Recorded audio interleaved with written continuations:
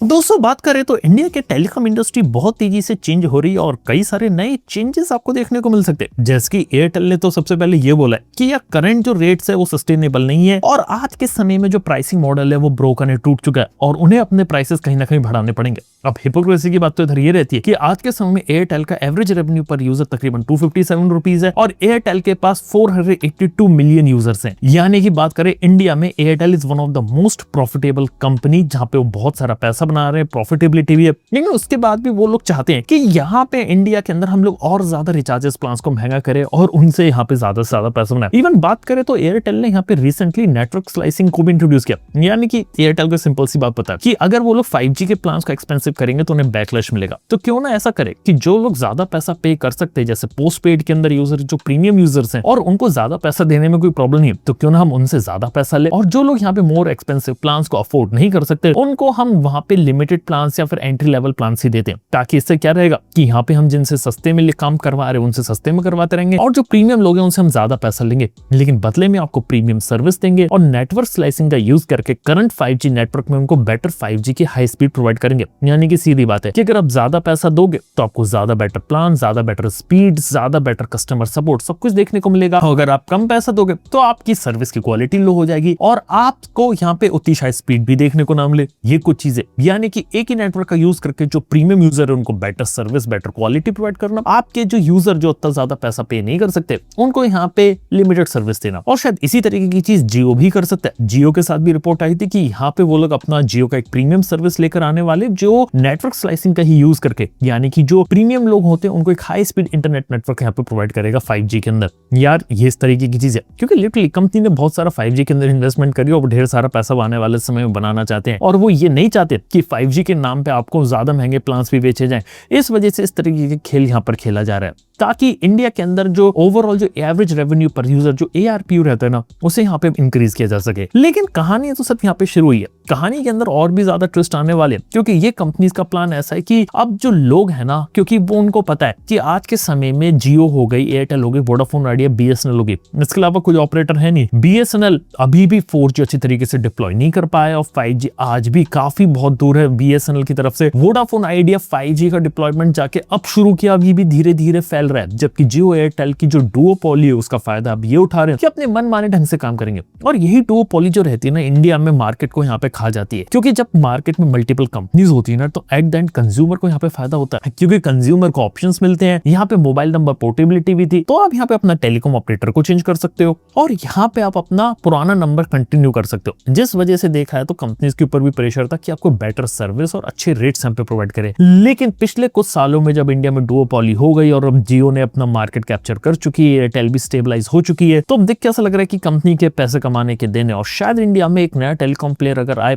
तो एक काफी बेटर चीज होगी। लेकिन बात की जाए तो टेलीकम्युनिकेशन इंडस्ट्री तो और भी ज्यादा बदलना शुरू हो रही है। इसके साथ ही बात करें इंडिया के अंदर सैटेलाइट कम्युनिकेशन के अंदर, आप लोगों को पता है कि लास्ट ईयर जियो और एयरटेल दोनों ने स्टारलिंक के साथ डील करी थी। इस साल भी हमें समझ में आया था कि स्टारलिंक इंडिया में काम कर रही है और अपना प्रोडक्शन, अपनी सर्विसेज निकालना चाहती है। लेकिन अगर हम लोग बात करें तो स्टारलिंक अभी भी जो रूल्स, रेगुलेशन और अप्रूवल्स होते हैं ना उसमें फंसी हुई है और ये वाले रूल्स रेगुलेशंस की जो प्रॉब्लम थी ना ये आज की नहीं, ये कई सालों से हम लोग सुन रहे हैं। बेसिकली स्टारलिंक से ये बात की जा रही थी कि इंडिया में वो ऑपरेट करेंगे लेकिन वो इंडिया के अंदर के जो प्रोडक्ट्स होंगे तो वो जियो और एयरटेल के थ्रू भेजेंगे और बेसिकली जो जियो और एयरटेल है ना ये सिर्फ एक डिस्ट्रीब्यूटर बन के काम करेंगे, यानी कि सिर्फ एक सामान यहाँ पर बेचेंगे। लेकिन अब पता चल रहा है कि स्टारलिंक डिले हो रहा है और ये भी रिपोर्ट आई थी कि जियो वाले अपना खुद का इंडिजिनस लियो सैटेलाइट कॉन्स्टलेशन यहाँ पे बिल्ड कर सकते हैं जिसके अंदर वो स्टारलिंक जैसी हाई स्पीड इंटरनेट को प्रोवाइड कर सकते हैं। यानी कि पार्टनरशिप SpaceX के साथ तो है जहां पे स्टारलिंक देंगे, लेकिन अगर नहीं हो पाती है तो जियो का अपना स्पेस फाइबर भी है जिसके अंदर सैटेलाइट बेस्ड ब्रॉडबैंड को प्रोड्यूस किया जा सकता है। देखो इसका जो डेमो रहता है ना वो इंडिया मोबाइल कांग्रेस में उन्होंने दिया था, लेकिन बात की जाए तो आज भी ये प्रैक्टिकल नहीं है और आज भी फिजिकली प्रेजेंट नहीं है। लेकिन सैटेलाइट जो है वो काफी बड़ी चीज हो सकता है फ्यूचर में, क्योंकि सबसे पहले सैटेलाइट इंटरनेट के साथ बेनिफिट ये है कि आपको एक सैटेलाइट जो रहते एक बार सेटअप करना है, उसके बाद आप पूरे इंडिया में कहीं भी अपना इंटरनेट प्रोवाइड कर सकते हो। आपको घर घर जाके आपको कनेक्शन नहीं देना, आप आपको जहाँ पे हर जगह जाके टावर सेटअप नहीं करना,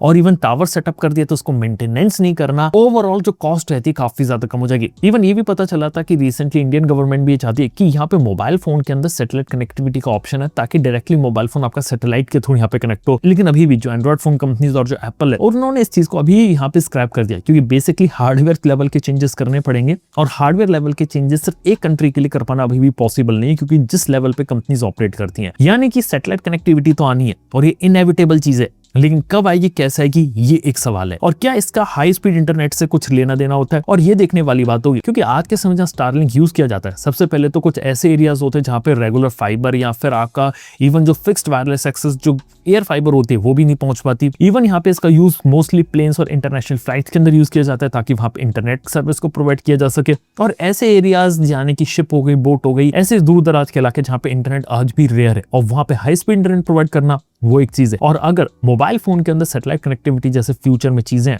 तो देखने वाली बात होगी। हालांकि अभी भी इन चीजों से हम 4-5 साल दूर हैं। इंडस्ट्री को हम क्लोजली ऑब्जर्व करते रहेंगे, देखते रहेंगे कि कब क्या आया, और सारी अपडेट जो रहती है टाइम टू टाइम आपके लाता रहूंगा। लेकिन यहाँ पर बात करते हो सैटेलाइट के बाद एक और चीज होती है 6G। देखो आज के समय में लोग सबसे पहले तो मजाक बनाते हैं कि 5G तो अच्छे से दे दी, 6G क्या। लेकिन सच बात है कि 5G का जो डिप्लॉयमेंट होना था वो ऑलमोस्ट हो चुका है। अब नेटवर्क स्लाइसिंग का यूज करके बेटर क्वालिटी का 5G प्रीमियम यूजर्स तक जाएगा। लेकिन 6G के बारे में भी बात होना शुरू हो चुकी है। लेकिन अभी भी 6G के स्टैंडर्ड डिसाइड हो रहे हैं, इसके प्रोटोटाइपिंग हो रही है, डिवाइसेस भी बनेंगे। और मैंने कुछ लोगों से पता करने की कोशिश करी थी 6G कब आएगा, तो इंडिया के अंदर 6G का सिनेरियो, बेस्ट के सिनेरियो जो मेरे को बताया गया वो है 2030। उससे पहले तो बेस्ट केस में बोला जा रहा है 2030, उससे पहले तो एक्सपेक्ट ही नहीं किया जा सकता। हालांकि 6G का यूज अब क्यों किया जाएगा उसके पीछे का रीजन यह बताया जा रहा है, वो है आर्टिफिशियल इंटेलिजेंस। जैसे AI का यूज केस दुनिया भर में बढ़ रहा है, वैसे AI का यूज केस में यहाँ पे ढेर सारी डिमांड बढ़ेगी आपके बैकएंड में सर्वर्स की। क्योंकि 4G और 5G में देखें तो आपका वन ऑफ द मेजर जो डेटा ड्राइविंग फैक्टर था वो थे आपके ऑनलाइन वीडियो स्ट्रीमिंग या लाइव स्ट्रीमिंग, ये सारी चीजें। 6G के अंदर लोग रियल टाइम में वीडियो क्रिएट करेंगे, रियल टाइम में कई सारी चीजें होंगी, और इन सब चीजों के लिए हाई डेटा ट्रांसफर स्पीड और लो लेटेंसी की बहुत ज्यादा जरूरत है। और इसी आर्टिफिशियल इंटेलिजेंस एरा को एज अ यूज केस बना के 6G का डेवलपमेंट हो रहा है, जिसके अंदर आने वाले समय में और भी ज्यादा हाई स्पीड देखने को मिलेंगी। यानी कि रियल टाइम में आप एक AI जनरेटेड फिल्म शायद आप अपने मोबाइल फोन पे स्ट्रीम कर पाओ, या फिर अपने मोबाइल फोन पे एक रियल टाइम एक AI बेस्ड ऑपरेटिंग सिस्टम को यहाँ पे रन कर पाओ, जो शायद उसका कई सारे एलिमेंट्स क्लाउड में रन हो रहे हैं, AI एजेंट्स यहाँ पे रन कर पाओ। इस तरीके की कई सारी चीजों पे काम चल रहा है, और 4-5 साल है इस चीज में। देखने वाली बात है कि 6G का इंप्लीमेंटेशन और डिप्लॉयमेंट कैसे होता है, और उसके एग्जैक्टली में यूज केसेस यहाँ पर क्या रहते हैं। इसके साथ ही इंडिया के अंदर 5G को लेकर तो बात यह है कि जितनी भी टेलीकॉम कंपनीज है 5G को मोनेटाइज करने में लगे, और वन ऑफ द कोर चीज उन्होंने डेवलप करी है वो है एयर फाइबर, जिसके अंदर एयरटेल का भी है, जियो का भी है। और ये लोग एयर फाइबर का यूज करके उन एरिया तक पहुंच रहे, बेसिकली 5G को मोनेटाइज करने की कोशिश कर रहे हैं। इंडिया में आज भी देखा जाए तो अभी स्टेबिलिटी जिस डायरेक्शन में बनी हुई टेलीकम्युनिकेशन सेक्टर में वो बनी है आपके जो फिक्स्ड इंटरनेट ब्रॉडबैंड होता है। यानी कि आज के समय इंडिया में सबसे पहले तो आपका जो कॉपर ब्रॉडबैंड रहता है, जो कॉपर केबल से आता था, वो अब टोटली ऑब्सोलीट होता जा रहा है, और यहाँ पे फाइबर आ चुकी है। और फाइबर ब्रॉडबैंड में अप टू 1 Gbps के प्लान आपको जियो और एयरटेल दोनों देते हैं। देखने वाली बात है क्या लोग फ्यूचर में 1 Gbps के ऊपर जाते हैं कि नहीं। लेकिन एक बात है कि कई सालों से इनके जो प्लान है वो स्टेबल है, और उसके अंदर वो ज्यादा इंक्रीमेंट नहीं लेकर आए, तो जो कि काफी अच्छी चीज है।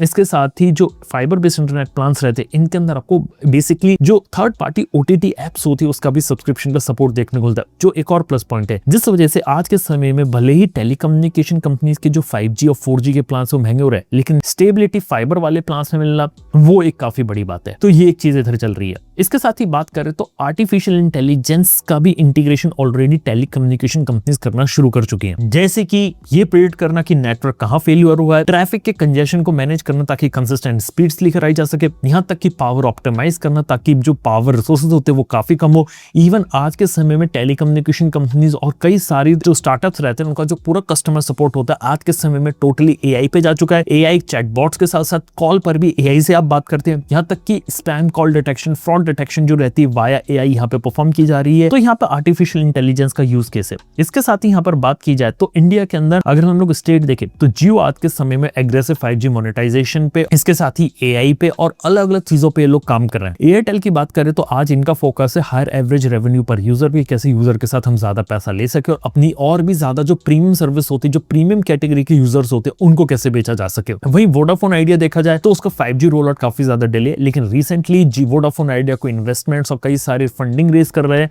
जिस वजह से आगे वो सर्वाइव कर सकते हैं। और BSNL के बारे में बात करें तो हाँ, कनेक्टिविटी रूरल एरियाज में और डिप्लॉयमेंट तो काम कर रहे हैं, लेकिन आज भी सरकारी होने के साथ साथ काफी ज्यादा स्लो है। जियो एयरटेल बहुत तेजी से यहाँ पे काम करते हैं, BSNL अभी भी थोड़ा सा यहाँ पे थका हुआ सा लगता है। यानी कि सीधी सीधी बात है कि जो चीप कनेक्टिविटी, चीप डेटा का जो एरा था, जिसमें हमने फ्री में इंटरनेट बहुत यूज किया और लोगों को उसकी जब आदत लगा दी गई, वो देखा है तो चीज अब खत्म हो रही है। और हम एक ऐसे एरा में जा रहे हैं जहां पे अब दो टाइप की चीजें, यानी कि आपको अफोर्डेबल रेट में कुछ ना कुछ चीजें यहाँ पे देखने को मिलती रहेंगी। ऐसा नहीं कि टोटली चीजें खत्म हो जाएंगी, लेकिन हाँ, अगर आप प्रीमियम यूजर हो, ज्यादा पैसा स्पेंड करोगे तो आपको बेटर क्वालिटी के product, better service, better customer support सब कुछ देखने को मिलेगा इस डायरेक्शन में। इवन यही सारी चीजें हम फ्यूचर में 6G सैटेलाइट कनेक्टिविटी इनके साथ भी देख सकते हैं, और जियो और एयरटेल दोनों इसी डायरेक्शन में लगे हुए हैं। तो ये एक चीज होगी देखने वाली कि कैसे आगे चल के फ्यूचर में इसको यहाँ पे ये लोग और आगे लेकर जाते हैं। और जो इंडिया में जो डुओपोली है, ये देखना होगी और किस हद तक ये लोग यहाँ पे काम करते हैं। और इवन एक और खास बात मैंने ऑब्जर्व करी कि आज भी इंडिया का जो टेलीकम्युनिकेशन स्पेस है ना, उसमें छोटी सी प्रॉब्लम है।